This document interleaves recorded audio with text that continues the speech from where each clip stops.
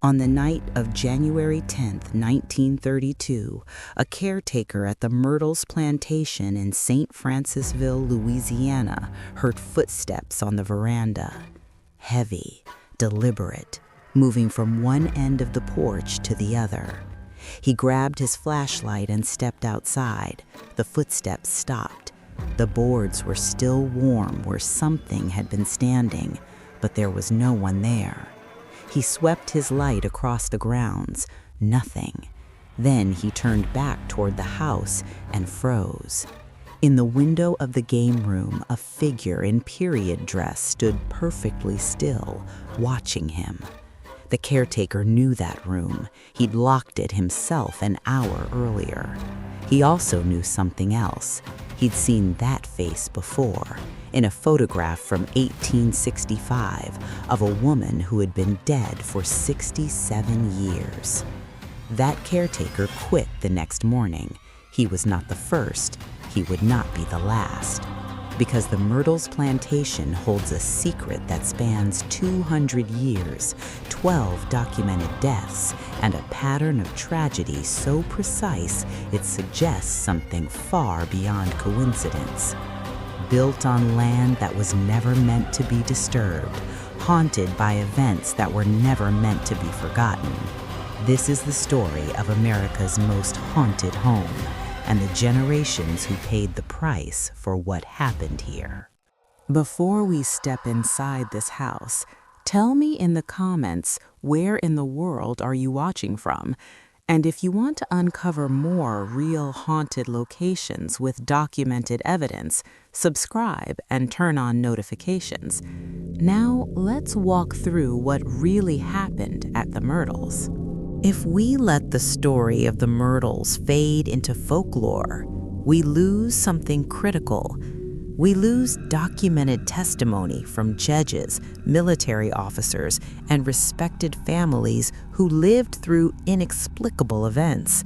We lose records of deaths that were never fully explained, court documents that raised more questions than they answered, and eyewitness accounts that were suppressed because they were too disturbing to believe.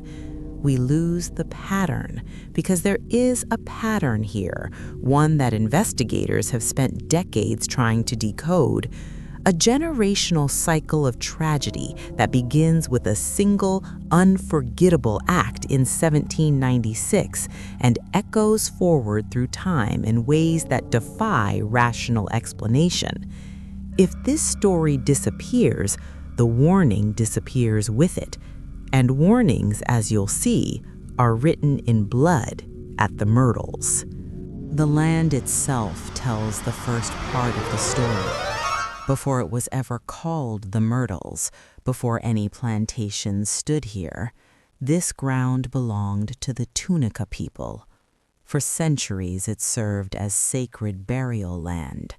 The soil here was meant for the dead, not the living. But in 1796, a Revolutionary War general named David Bradford didn't care about sacred ground. He cared about opportunity. Bradford was fleeing Pennsylvania after leading the Whiskey Rebellion, a violent uprising against federal tax collectors. He needed to disappear, and he needed land where no one would ask questions. He purchased 600 acres in Spanish-controlled West Florida, deep in what would become Louisiana. He chose this spot deliberately, isolated, surrounded by dense cypress swamps, far from the reaches of federal law. He named the estate Laurel Grove, and he began building. Bradford brought in enslaved laborers who immediately reported something wrong with the land. Tools would disappear, foundations would crack overnight. Workers claimed to hear voices in the pre-dawn hours, speaking in languages none of them recognized. Bradford dismissed it all. Construction continued. By 1799, the main house was complete. a grand mansion with 20-foot ceilings, ornate ironwork, and a massive veranda that wrapped around 3 sides of the structure. It was beautiful, it was imposing, and from the very beginning, people who entered it felt watched. Bradford moved his wife Elizabeth and their 5 children into Laurel Grove in the spring of 1799.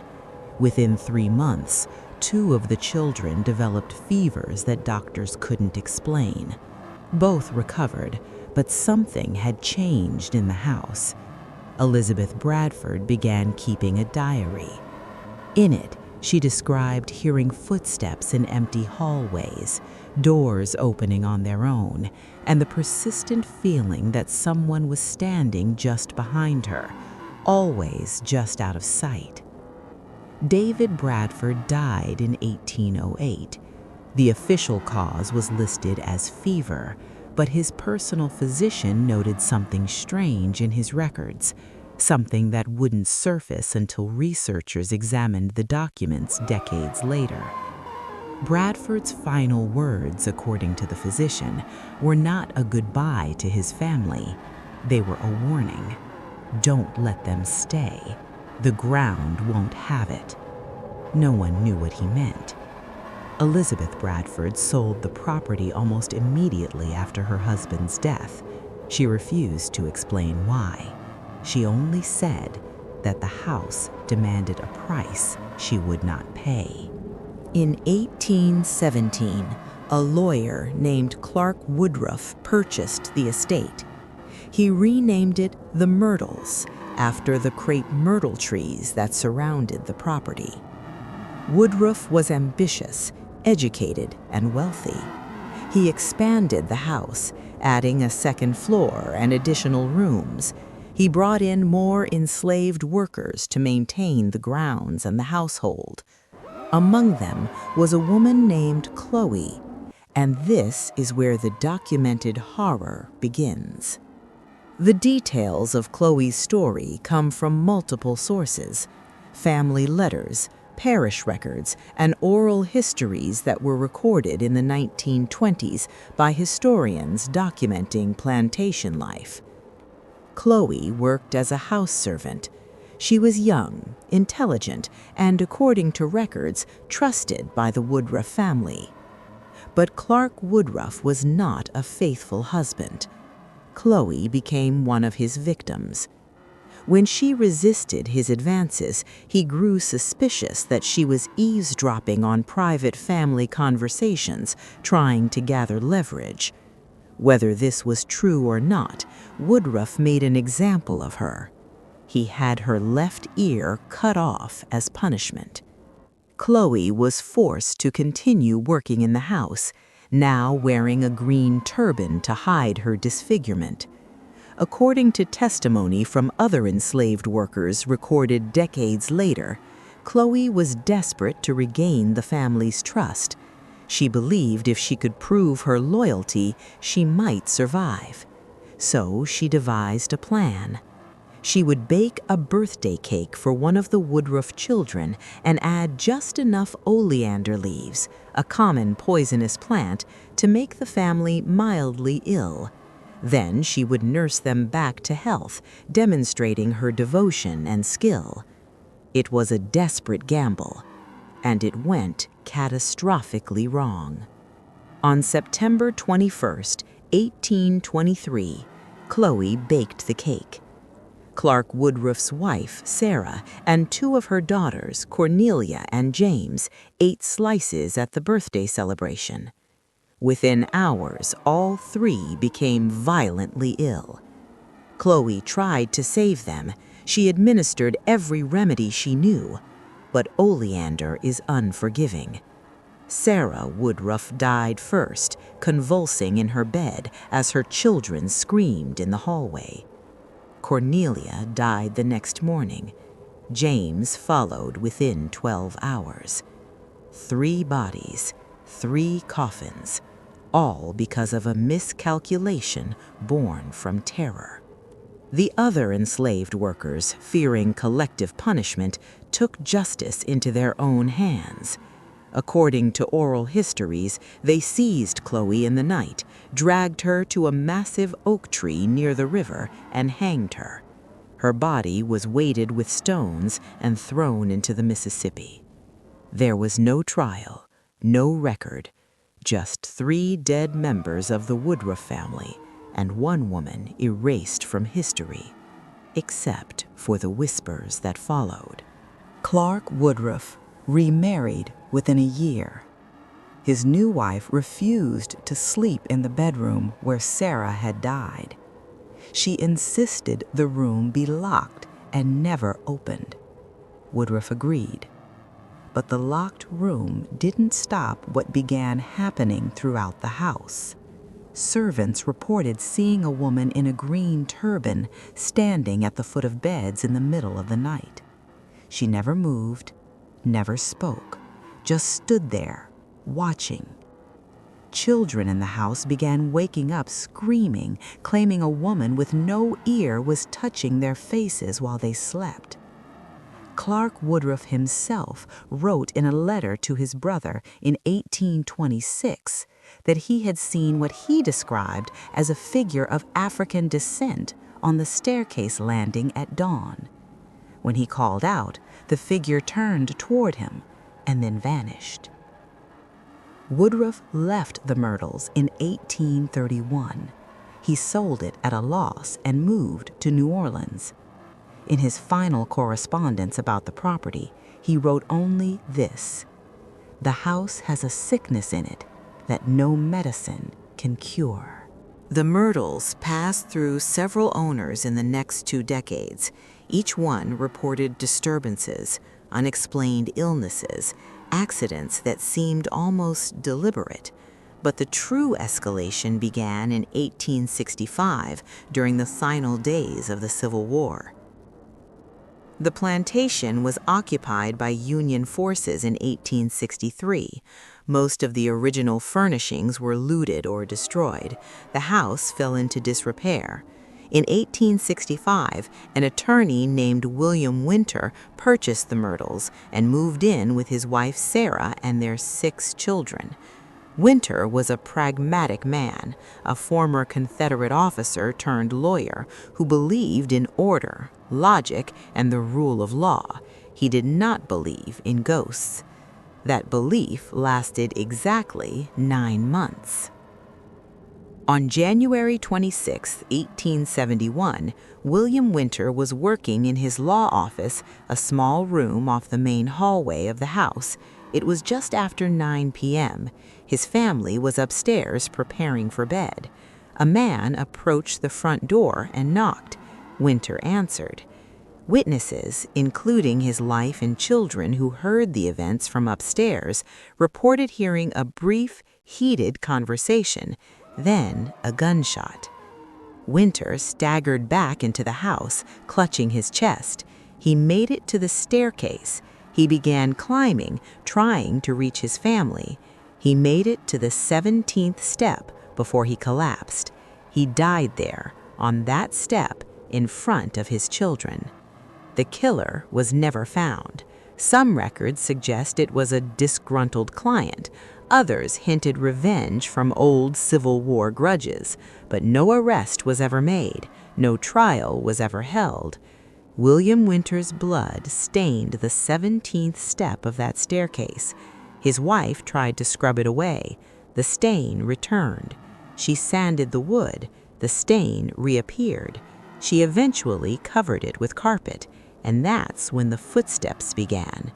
Every night, at exactly 9 p.m., the Winter family and their servants heard the same thing: heavy footsteps climbing the main staircase, always stopping at the 17th step, always followed by a low, gasping sound.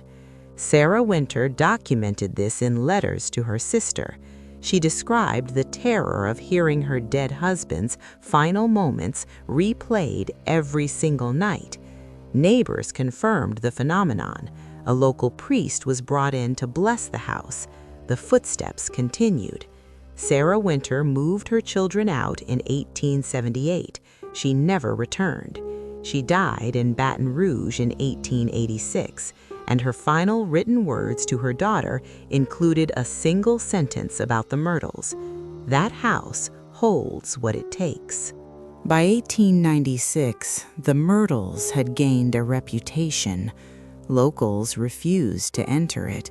The property sat abandoned for years, slowly rotting in the Louisiana heat. But the stories didn't stop.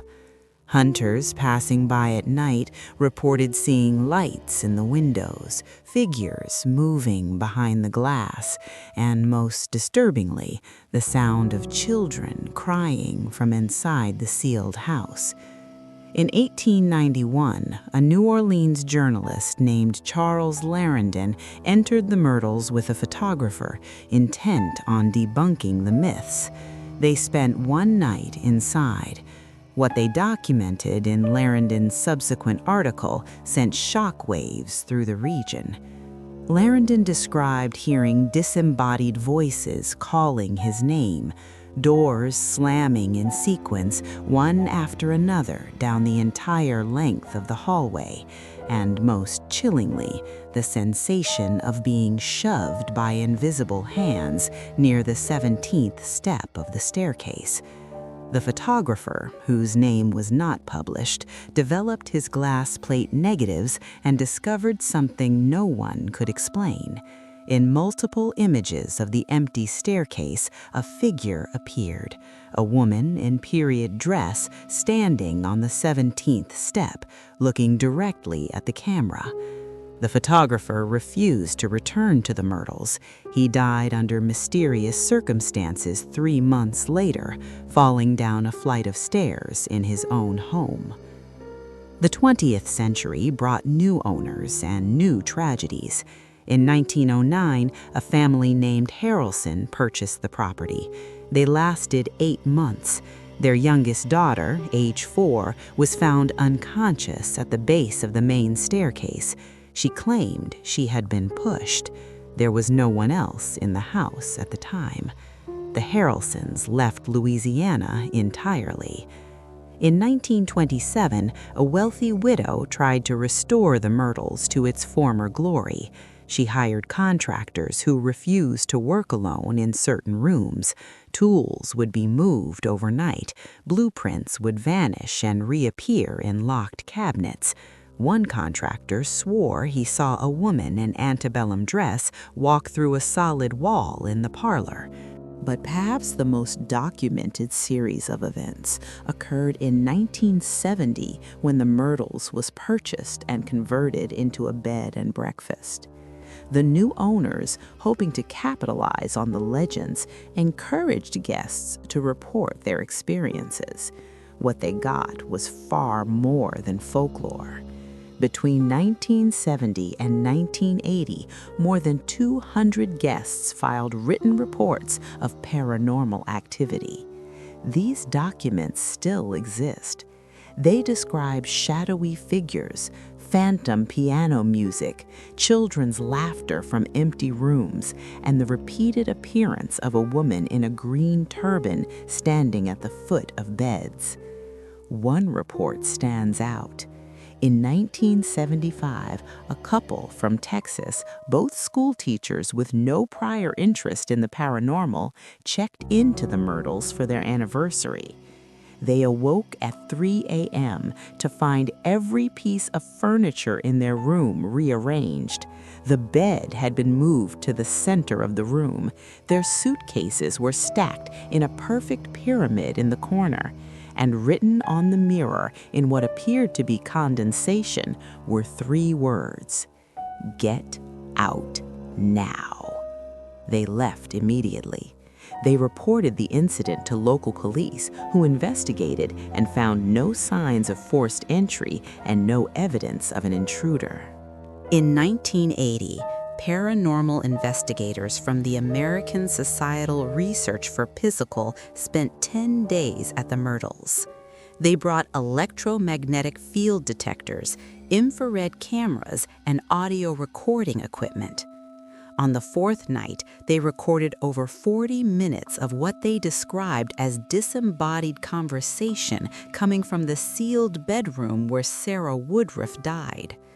The audio included a woman's voice saying they won't listen and it wasn't meant for them.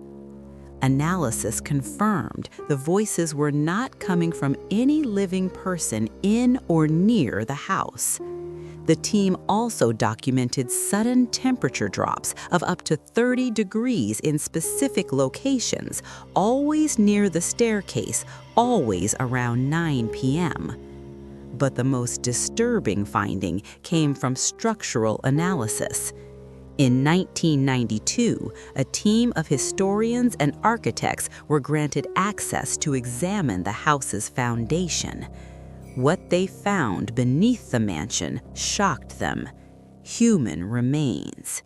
At least 7 sets of skeletal remains buried directly under the central support beams of the house. Further investigation revealed these were not formal burials. The bodies had been placed there during the original construction in 1796. David Bradford, it seems, had built his dream home on top of a mass grave, likely disturbing Tunica burial grounds in the process. The remains were quietly relocated, but researchers noted something odd in their reports. Every single skull showed signs of trauma. These people had not died naturally. The Myrtles Plantation still stands today. It operates as a bed and breakfast and historical landmark.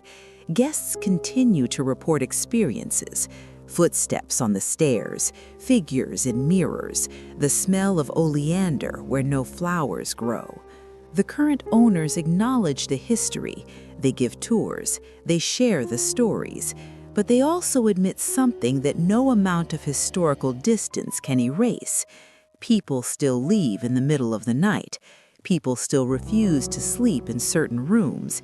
And the 17th step of that staircase, no matter how many times it's been replaced, refinished, or rebuilt, still carries a stain that won't fully disappear.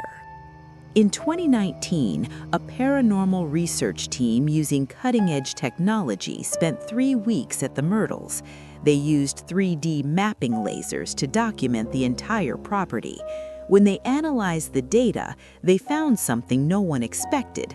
Thermal signatures in the shapes of human figures appeared in multiple rooms, even when the rooms were empty. The signatures were consistent. They appeared in the same locations, at the same times, moving in the same patterns.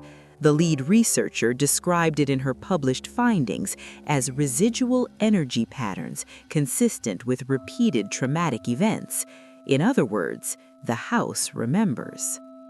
The truth about the Myrtles is this: something happened here that cannot be undone. Whether you believe in ghosts or not, the pattern is undeniable. 12 documented deaths on the property under suspicious circumstances, generations of owners fleeing in terror, hundreds of eyewitness accounts spanning 2 centuries. Medical professionals, law enforcement, journalists, and scientists have all walked through that house and come away changed. The story of the Myrtles isn't just about one enslaved woman's desperate mistake or one man's greed in building on sacred ground. It's about the weight of history, the price of forgetting, and the way certain places seem to hold on to trauma like a wound that never heals. Today, you can visit the Myrtles. You can walk up that staircase. You can stand on the 17th step where William Winter died. You can look into the mirror where messages appeared.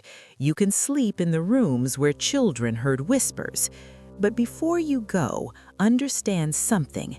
The house is still waiting. The footsteps still echo. And every night at 9 p.m., something climbs those stairs.